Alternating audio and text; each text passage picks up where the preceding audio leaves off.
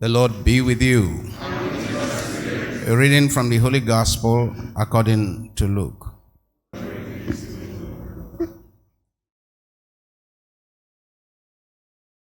At that time, Jesus entered a village, and a woman named Martha received him into her house.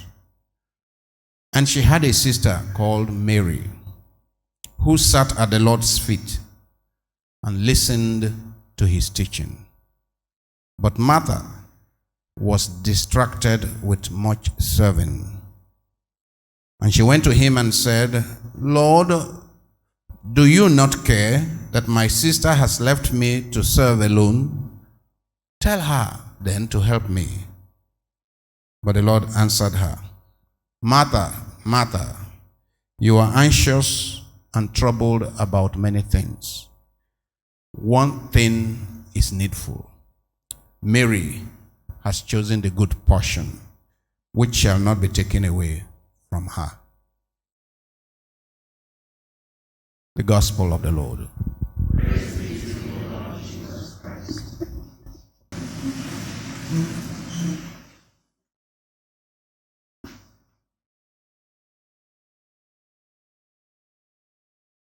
Lead questions for today. Question number 1. Name 2 of the godly virtues displayed by Abraham in today's first reading, Genesis 18:1-10. Question 2. What is the relationship, if any, between what St. Paul discusses in the second reading, Colossians 1:24-28, and the gospel message, Luke 10:38-42? What is the relationship, if any? Question 3. What does Jesus mean when he says, quote, "Martha, Martha, you worry about so many things, and yet few are needed. Indeed, only one, and Mary has chosen the better part"? What does Jesus mean when he says that? And question 4. As Christians, we all need some of Martha's activism and some of Mary's silent contemplation. Discuss briefly, I should add. Yes, Ekene.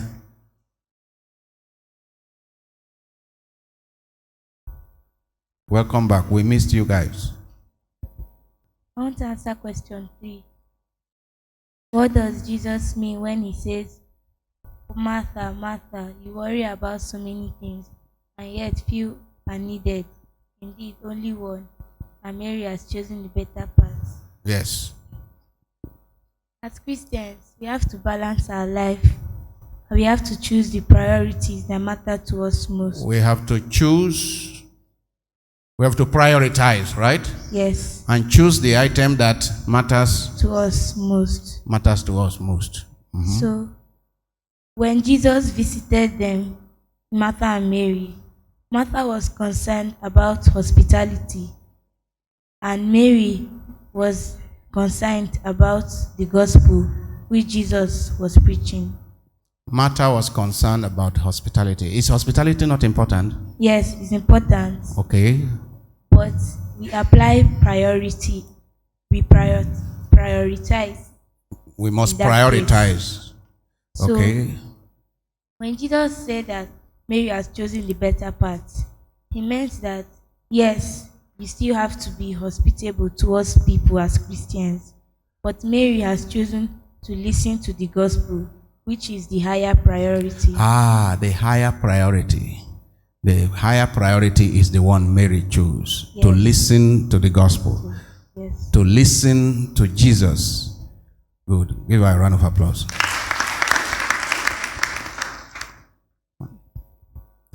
Yes, Dominic.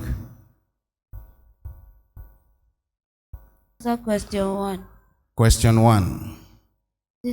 Two of the godly virtues displayed by Abraham in today's first reading are one, faith. Faith and Hospitality. hospitality. Why do you say faith? Hospitality, very evident. Why do you say faith? Because when he saw them, he bowed, acknowledging He bowed that his head. Jesus. When he bowed his head, what was he thinking? He was thinking that they are strangers, so he had to reverence them.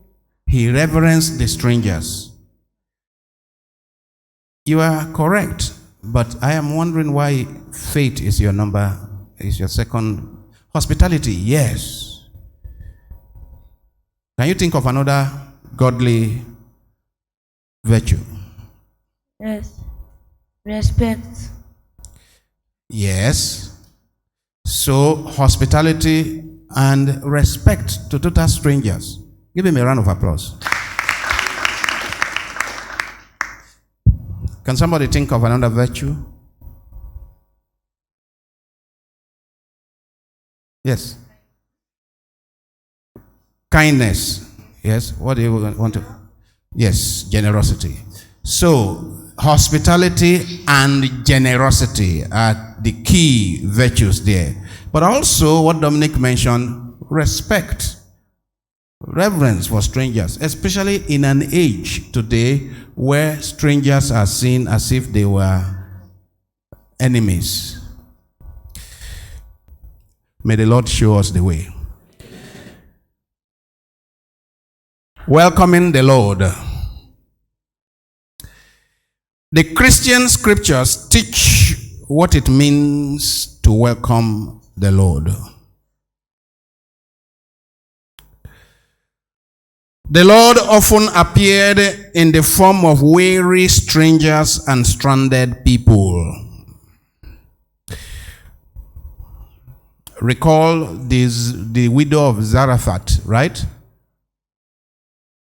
And Elijah.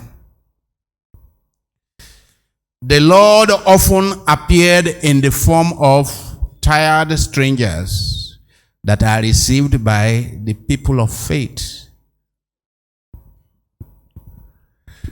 Dominic had mentioned faith, but the relationship between what we are saying and faith is that when people know by faith that every human being is sacred, created by God and therefore sacred, and they treat every human being with reverence, with respect, then they are blessed. But when you treat some human beings as if they are not coming out of God, and this is the difficult dimension. The difficult dimension is that even the criminal human being still carries around the image of God. It's difficult. I mean, the people sitting before me, it's difficult to understand that the Fulani headsmen carry around the image of God. Right? Say the truth.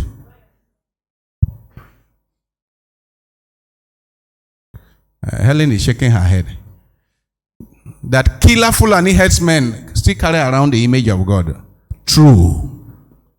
Even if you don't accept it, it is still the truth.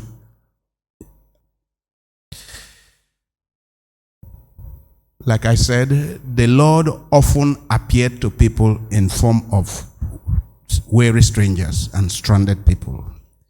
When such unknown guests are welcomed with generosity and kindness and utmost attention and utmost reverence, abundant blessings do follow. A few days ago, the United States Department of State and the department responsible to promoting freedom of religion honored a Muslim imam from the plateau who shielded 200 Christians away from terrorists who were trying to kill them. Such should be promoted. to show that even from the other camp, there are wonderful human beings. And so never speak as if we are all saints and those other people are all devils. Never speak that way. When you speak like that, what it means is that you are being dishonest to what you know. Meaning you know, but you decide to act against what you know to be the truth. Abraham and the angels at the oak of Mamre. Elijah and the widow of Zarephath. 1 Kings 17, 7-24. And Jesus says in Matthew 25:43, I was a stranger and you made me welcome. The result in the case of Abraham is the promise of a son even in his old age. In the case of the poor widow with Elijah, it is an end to the prolonged drought and the raising back to life of the widow's son. You remember the case of the widow's son? It was a fantastic story. I will read it again today if you... Yeah. The widow was exasperated and is like, what did this man of God bring to my house? Until Elijah, with the power of God, did the miracle. In the story of the last judgment, Jesus Christ says, come, take for your heritage the kingdom prepared for you. For as you did it for the least of my brethren, you did it to me. Now, the least of Jesus' brethren, are they necessarily all Christians? Have you thought about that? The people in prison, whom Jesus says, I was in prison and you visited me, are they all Christians? The strangers that Jesus says, I was a stranger and you welcomed me, are all strangers going to be Christians? Are all strangers that Jesus referred to, are they innocent? When he says, I was a stranger and you made me welcome, are those strangers all godly strangers? Are they going to be all godly strangers? Are you giving these things a thought at all? Are those strangers, are some of them likely to come from the tribe that your tribe doesn't like? Are they likely to come from that group that is killing people in your tribe? Do I continue? So when Jesus says, I was a stranger and you made me welcome, there is no limit to where those strangers will come from. It means they can come from anywhere and from among any group. Helen, you are still protesting. Protest now. Carry placard to Jesus. Yes, now. Who says it's easy?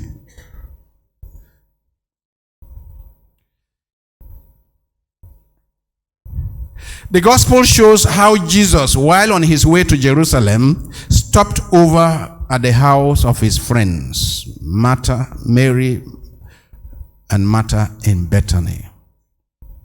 By this time, Jesus was becoming a persona non grata, a security risk, and many people would rather not associate with him. Now think about that. I hope you know that by this time, many authorities, Jewish authorities, were looking for Jesus to kill. Right? And it was not with siren and motorcade. Jesus was going around, whatever. This is somebody they are looking to kill. So they had to be very faithful friends, Martha and Mary, to open their doors to welcome Jesus, because he was a security risk. Do you understand that? We are the ones who believe in Jesus and we think how wonderful for Jesus to enter their house. No, it was a risk for them to receive Jesus. The authorities saw him as a criminal and they were looking for him to kill. And these people opened their doors for him. Give that a thought. Mary and Martha welcomed him with all excitement. They demonstrated their love in their different ways. While Mary sat at the feet of Jesus, Martha was busy alone with the chores. When Martha complained to Jesus about how Mary has left her to do all the running around alone, Jesus must have shocked her with his answer, isn't it? A lot of people here would have been shocked. What kind of thing is this? Martha, Martha, you worry and fret about so many things, and yet few are needed. Indeed, only one, he said. And it is Mary who has chosen the good portion, and it is not to be taken away from her. You worry and fret about so many things, but only one thing is important. It is acknowledged in the history of our religion, and many wise men and women in our faith history recognize it. It is said, and I quote, "The saint is the one who knows the one thing that is important." Can you say it together? The saint is one who knows the one thing that is important. Again, the saint is one who knows the one thing that is important. Meaning that there are 1,000 things calling for our attention every day. 1,000 different things calling for our attention every day, but there's one that is important. At every moment in our trauma healing program, we teach mindfulness. And meditation, Christian meditation is part of that mindfulness. Now, to be where you are supposed to be at a particular time, that is the one thing that is important. To be fully, yesterday at the choir retreat, I talked about when you are at the choir, give it your all. Don't be in church and then your mind is in the lunch you will be taking at 2 o'clock. Don't be in church and be thinking of the contract you are pursuing tomorrow. Don't be in church and be thinking of the quarrel you had with your wife yesterday.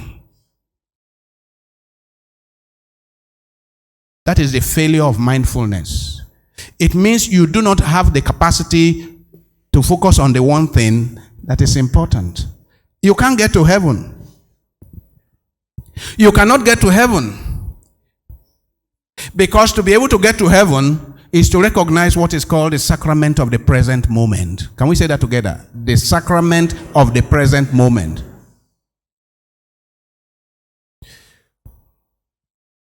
One spiritual teacher called Eckhart Tolle speaks about the power of now. Can we say it together? The power of now. That there is power in now. Don't be engaged now with something of yesterday. Don't be engaged now with something of tomorrow. Be engaged now with the issues of now. And there is only one issue you can be engaged with now. And neuroscientists have discovered that it is a lie. It is a fraud for people to be talking of multitasking.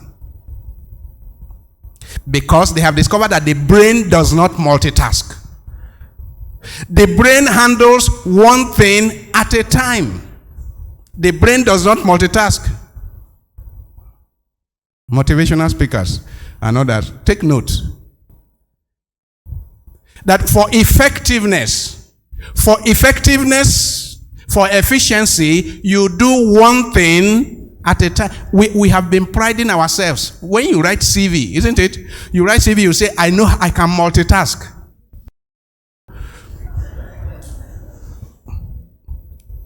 You are only destroying yourself. The brain can only handle one thing at a time. The brain does not multitask.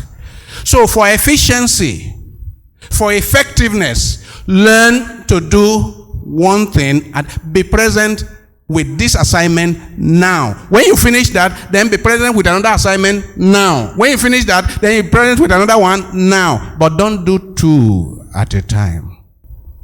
Don't be eating and be answering phone.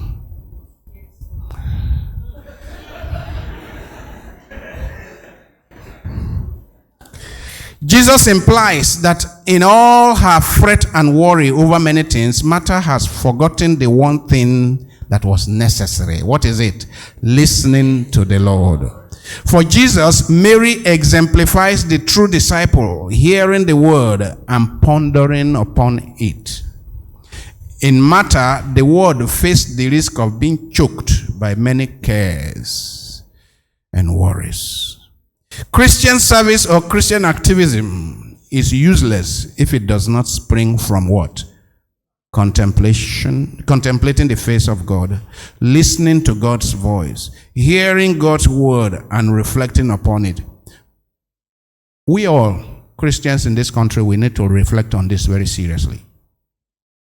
I keep talking about the fact that there is hardly any other country where people pray as much as Nigeria.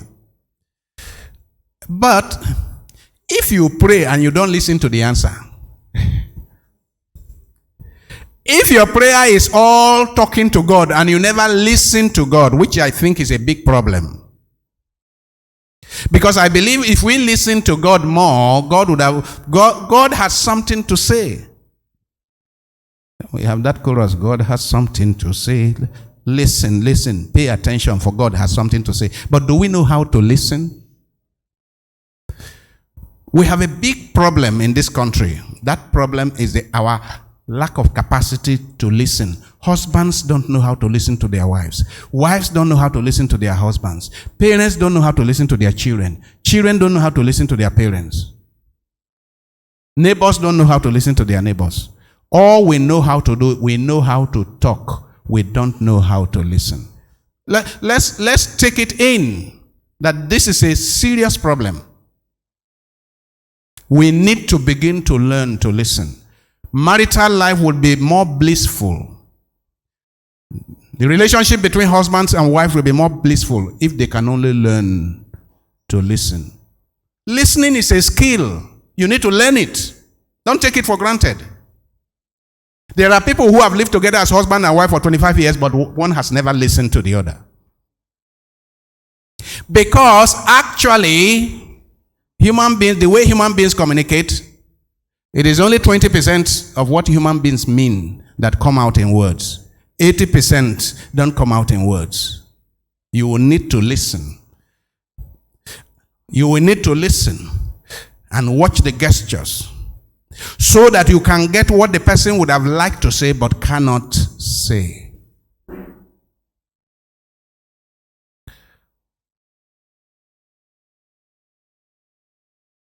In the same way, in relating with our God, we need to learn to listen. Like I keep saying, you are knocking a particular door. Lord, open this door. Open for me this door. Open this door. You are knocking. You are storming heaven. You are breaking heaven. Open this door. And God is saying, listen, listen. I have moved the door. Listen. Turn to the other side. The door is now on the other side. It is actually open. No, he said, no, open this door, open this door. And God is saying, listen, listen. There's no door there anymore. There's no door. You are just wasting your time. Turn to the other side. I have opened that door down for you. Are you able to go there? Because you are not listening. What we call prayer is just shout and make noise and never learn to listen. Let us begin to learn that Jesus says that before you open your mouth, God knows what your needs are. Let's learn to just sit down in silence. That's what I try to do when I travel for 3 weeks. To just sit down, put off your phone, put off your computer, remove all distractions, and close your eyes and just sit down. And you eventually learn to hear God speak to you.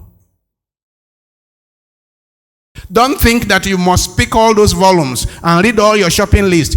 As you were writing your shopping list, you think God was not seeing it?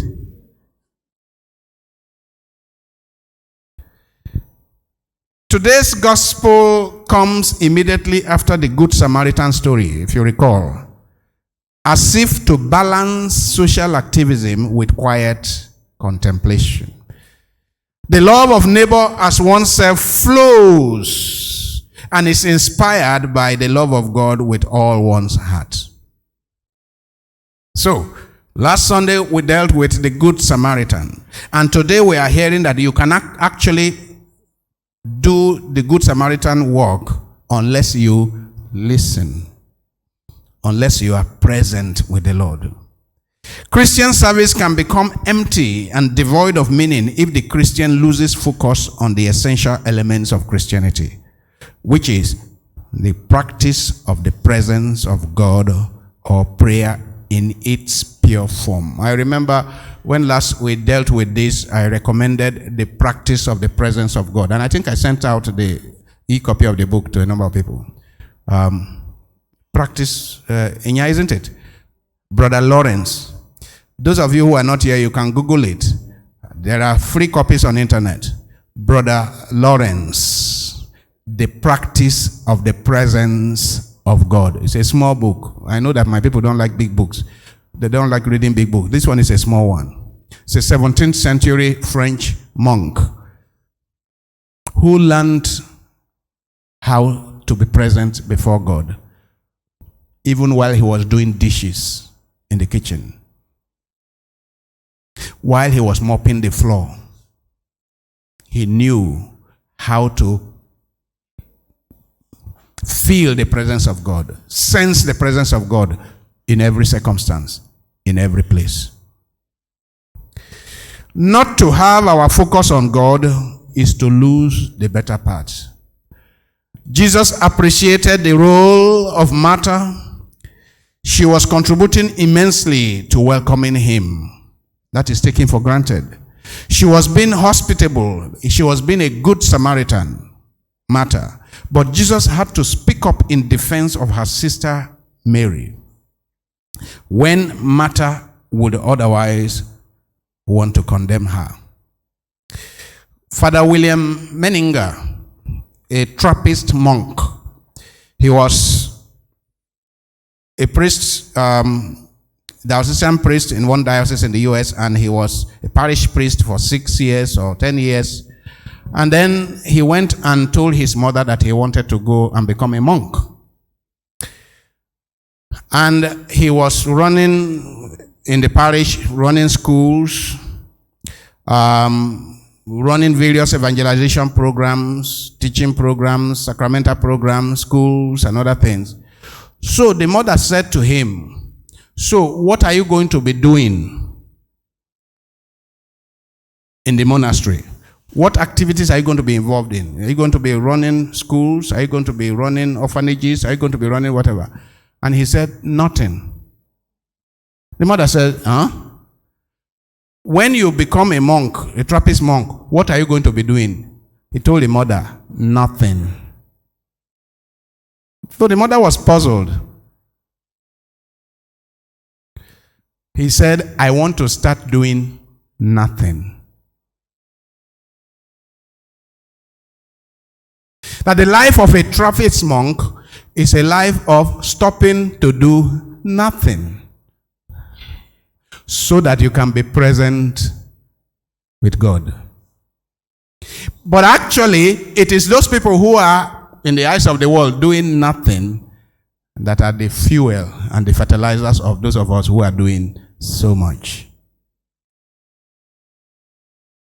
Yes, in today's world of activism and aggressive competition, most people are too busy over too many things, but indeed only few are needed. Only few are essential. Unfortunately, these essentials are often neglected.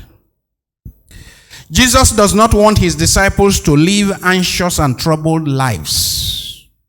He wants us to live wholesome lives of serenity, of contentment, and quiet submission to his word and his will. Some of you have read my reflection, my monastery experience, which I actually wrote 21 years ago, 1998, when I visited the monastery on retreat. 21 years ago. And last month, once again, I went to a monastery. And though I have not written clearly my monastery experience, but my attraction to this life of serenity got renewed once again. And I have kept asking myself, which is part of why I wrote what I wrote about crisis as to, am I where I'm supposed to be? Because I have discovered that, yes, I have done a lot. I recognize I have done a lot. I recognize that I have a lot of people watching my programs and reading my books. But I started feeling empty. Really empty. And asking myself whether this is what I should be doing. Because I have a powerful attraction to that life of serenity, that life of quiet submission, that life of Mary in quiet contemplation. So what was ignited 21 years ago was fanned into flame again last month. And I came back recognizing that all this activism, what do they amount to anyway? What do they amount to? All this activism. And in the life of every one of us, we need some time off to ask ourselves such critical questions. All this running around, all this gathering, all this competing for positions, to build a big house, buy big car, what do they amount to anyway? Vanity of vanities. All is vanity. I mean, let's go back and read once again. Read that chapter 1 of Ecclesiastes. Kohelet. I have been king over Israel, he says. And I have 100,000 of people under me. And I have gathered so much. And I have attained such heights in the world. But my experience at the end of my life is that all human achievements are vanity. Vanity of vanities. The preacher says it. Vanity of vanities. All our struggles in life. All our ambitions. All our hopes are vanity of vanities. All our achievements, all our attachments are vanity of vanities. Hey, all our struggles in life. Vanity of vanities. The preacher says it. Oh, vanity of vanities. All our struggles in life. I have money, I don't have, is vanity. I have children, I don't have, is vanity. I have house, I don't have, is vanity. I have, it's all vanity. I have husband, I don't have, is vanity. I have wife, I don't have, is vanity.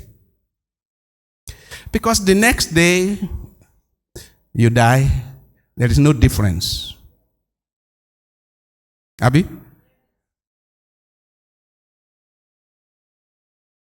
And every day things happen to teach us this truth. But we don't listen.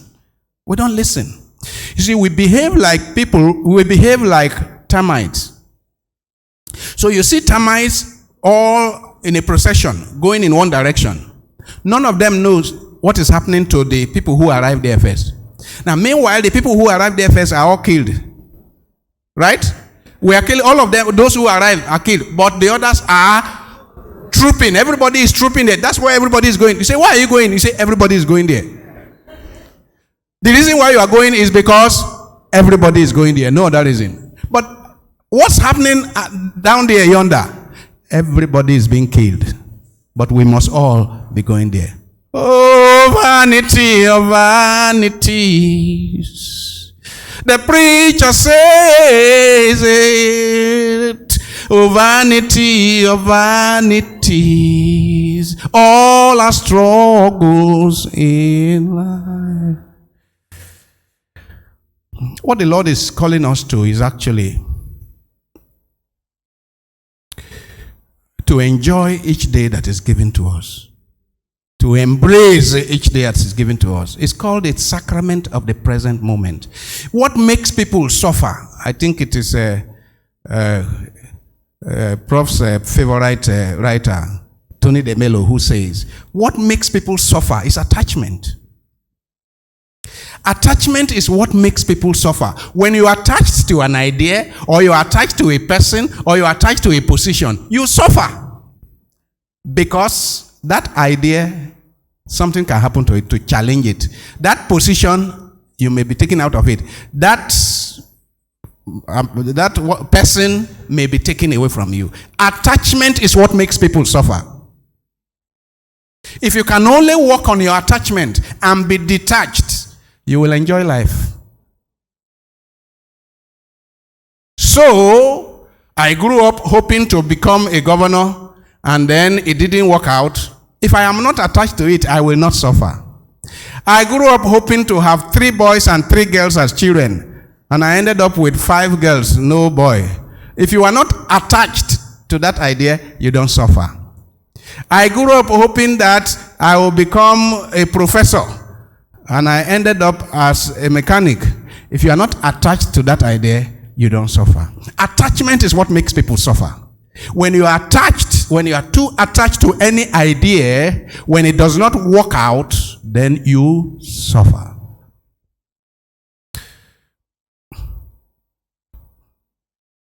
And Jesus has constantly taught us to just seek ye the kingdom and his righteousness. Every other thing will be added unto you. Every other thing that you really need will be added to you, unto you. But there may be things you want that the Lord doesn't consider you need, at least for the moment. And if it is not added, it means you don't need it at the moment. I mean, I come up to that orientation. Yeah, we need 101 things. But if I don't have it today, it means I don't need it today. It means I don't need it today. If I don't have it today, that's what it means.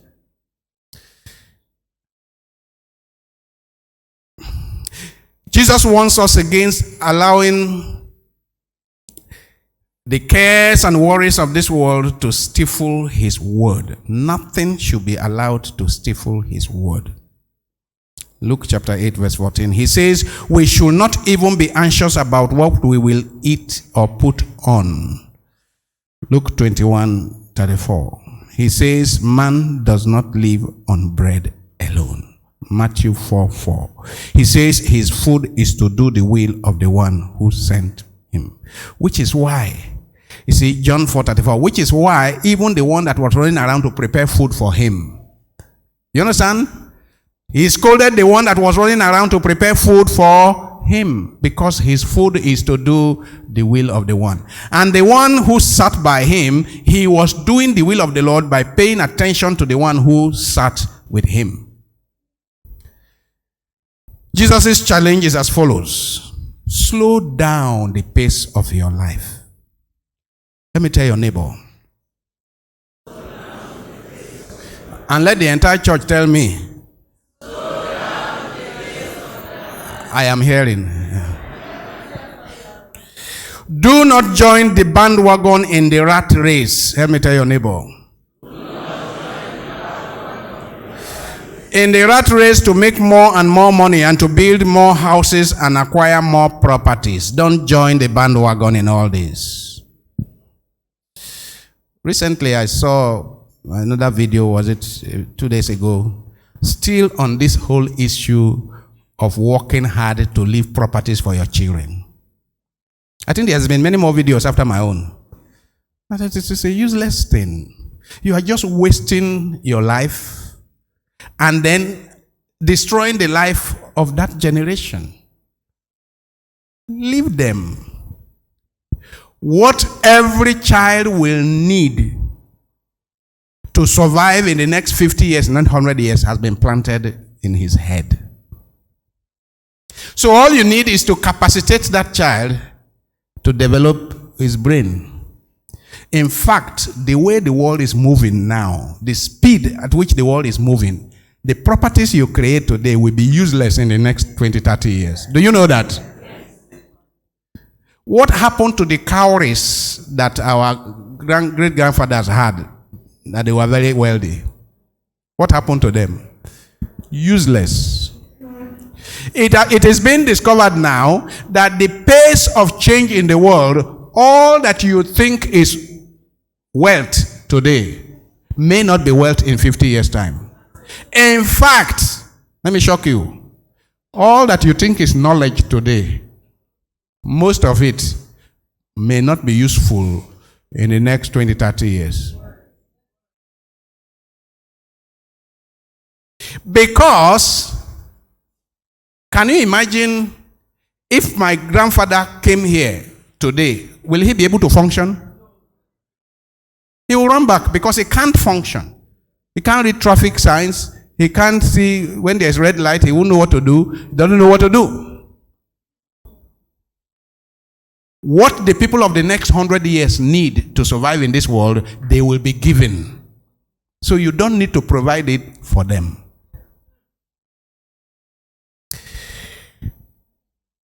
So when you spend your time today worrying about what to bequeath to your children and grandchildren while neglecting the people of this generation and today, then you are doing an injustice to this generation and to yourself. There will be less sickness, less disease if people focused on the present moment. The competition to buy the latest cars and electronic gadgets.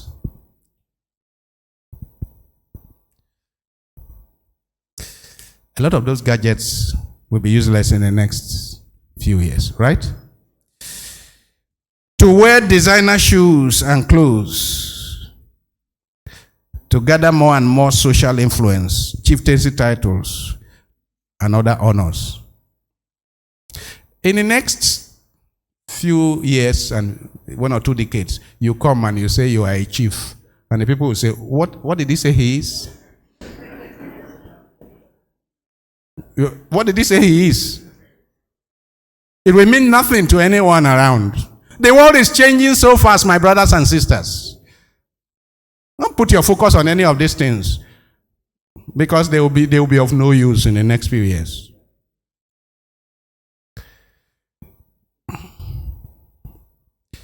Do not join the madding crowd in becoming slaves of the latest fads and fashions. Modern men and women find it difficult to slow down as a result of excessive busyness, and many lives are empty and destructive. They many live destructive and empty lives, meaningless and purposeless lives. That's why there's so much fight between husband and wives, you know. That's why there's so much addiction. That's why there's so much depression all over the place. No wonder the high rate of alcoholism and drug addiction, depression and nervous breakdown, marital instability and divorce, stress-related diseases, violence and crime. It is because we expect too much of ourselves and we are pursuing too much. Husband and wives, when you get back home, sit down and write down what are your priorities. And check if you are expecting too much of yourselves and of one another and aiming for too much that you don't need. Where are they going? Where are these people going? Why all this mad rush? When you see Nigerians rushing, it is as if the world will end tomorrow if they don't cross the traffic light. It's as if the world will end tomorrow, isn't it? Where are they going? And those ones downstairs, if they don't climb that gate to go there, the world is going to end. So big people climbing gate. Bishop, those are your people. Oh. Big people carrying a big, you see that thing carried? Yeah, yes. Because if he allows that thing to happen, his livelihood is cut. These are our big people. Where are they going? We need quality time with the Lord. We need quality time to be with the Lord and to be in touch with our inner being. Friends, brothers and sisters, there is something wonderful about every one of us. Can we give ourselves a round of applause? There's something wonderful inside us. But if we are not in touch with that wonderful child inside each one of us, then we lose it. That child inside us that is compassionate, that is kind, that is generous. If we are not in touch in silence with ourselves, then we are not in touch with that child. Then we camouflage. We live on the surface and live destructive lives. Our daily lives are often taken up by a round of chores and duties which fall into two categories: the urgent and the essential. You remember I did this before. Many things that make demands on our time are urgent, but very few are essential. Yet, like matter, we often spend most of our time on urgent but non-essential things. We must learn to distinguish between the two, and like Mary, to give priority to the essential things in life. Good. So, this is the diagram I showed you before. How are your waking hours distributed? If you look at this, you have, on top, you have urgent and important. Then you have urgent but not important. Then you have not urgent but important. Then you have not urgent and not important. Look at your day. When you go home, make this diagram. Look at your day and find out how your 24 hours are distributed.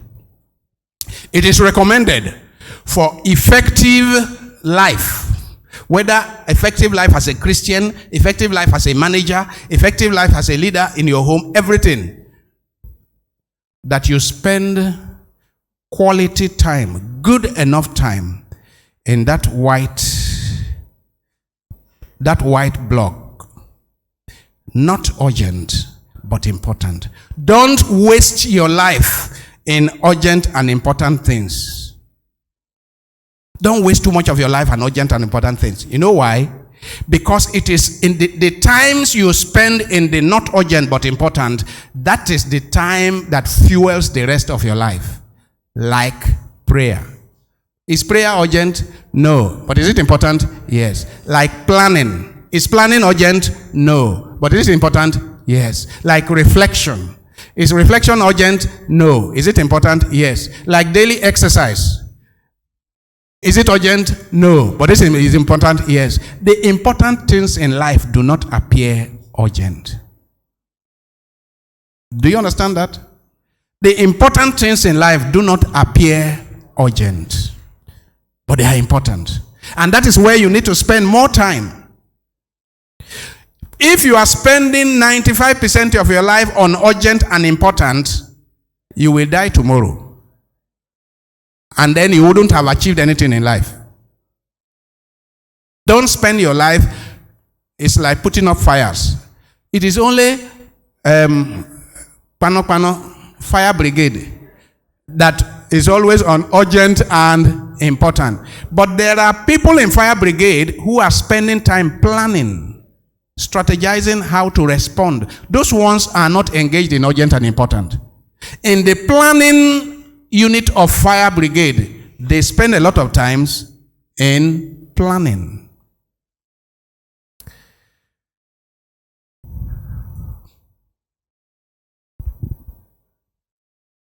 St. Augustine says, the Lord has created us for himself, and our hearts are restless until they rest in him. So beyond asking for our daily needs, therefore, to pray is to seek ultimate meaning in life. Prayer is not just to ask for what we need. Prayer is also to seek meaning, to contemplate the face of God, to cultivate intimacy with God, to rest in the presence of God, to listen to God as he speaks his healing and liberating word to us. This is the part of prayer that I say many Nigerians don't know how to do. Do you get my point?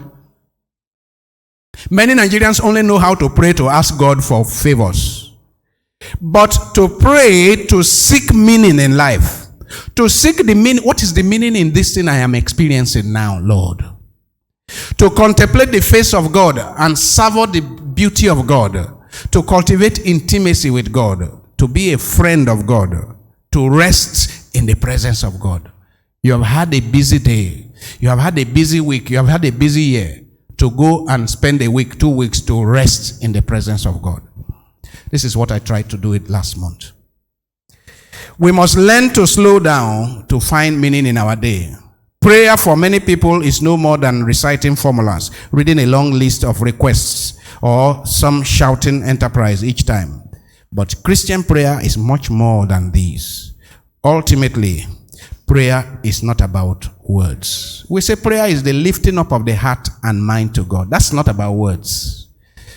But Christian prayer is much more than these. It is not about words. Prayer is communion with God. Prayer is resting in God's presence. Prayer is the silent expression of the soul's profound longing. Perhaps the highest form of worship is silence in the presence of God. Perhaps the highest form of worship is not the storming heaven. It may be silence in the presence of the Almighty. We need to find God, and he cannot be found in noise and restlessness. God is the friend of silence. See how the elements of nature, trees, flowers, grass, see how they grow. They all grow in silence. See the stars, the moon and the sun, how they move in silence. We need silence to be able to touch other souls. Mother Teresa said that. And we could see what came out of Mother Teresa's silence. Father Thomas Keating, another monk, says, silence is God's first language. Everything else is a poor translation. Can we read that together? Silence is God's first language. Everything else is a poor translation. So in order to hear that language, we must learn to be still and to rest in God. Be still and know that I am He. Prayer in silence is a way of giving attention to God and obeying His commands in Psalm 46. Be still and know that I am God. In Habakkuk 2:20, the Lord is in His holy temple. Let all the earth keep silence before Him. And Lamentations 3:26, wait quietly for the salvation of the Lord. The busier your life is, and the more noisy your environment, the more you need silent time. Slow me down, O Lord, is the pounding of my heart.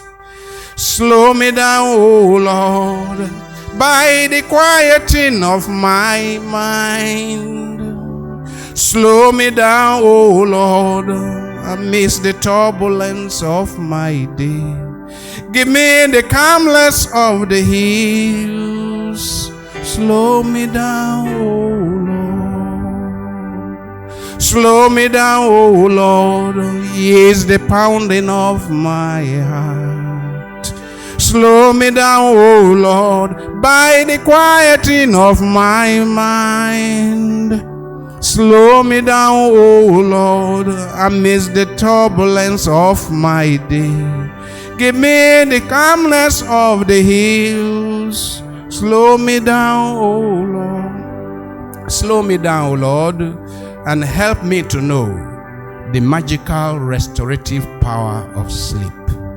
Slow me down, O Lord. Teach me the art of taking a few minutes of vacation, taking time off to pat a child, taking a break to look at the sky, pausing for a while to admire a plant, to chat with a friend, and to read a few lines of a good poem. Slow me down, Lord. Slow me down, Lord, and remind me each day that the race is not always to the swift. Slow me down, Lord, and make me realize that there is more to life than increasing speed. Slow me down, Lord, and make me live indeed. Help me to see clearly that life is not a competition, but a celebration. Yes, slow me down, Lord. Slow me down, O Lord, and give me the calmness of the everlasting hills. Inspire me to send my roots deep into the soil of life's enduring values. Slow me down, Lord, that I may grow towards the start of that great destiny that lies in eternity. Yes, slow me down, Lord. Slow me down, oh Lord, is the pounding of my heart. Slow me down, oh Lord, by the quieting of my mind. Slow me down, oh Lord, amidst the turbulence of my day. Give me the calmness of the hills. Slow me down, oh Lord. Amen.